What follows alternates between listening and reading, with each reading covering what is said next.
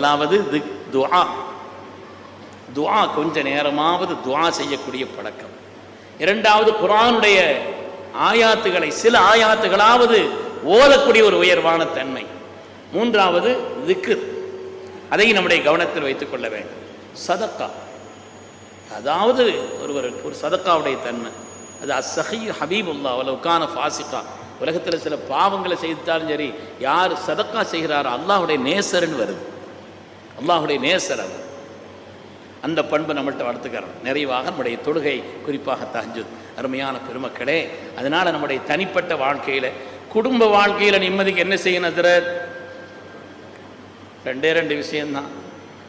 குடும்ப வாழ்க்கையில் நிம்மதியாக இருக்கிறதுக்கு ரெண்டு விஷயம்தான். 2 வார்த்தை தெரிஞ்சுக்கிட்டா போதும்.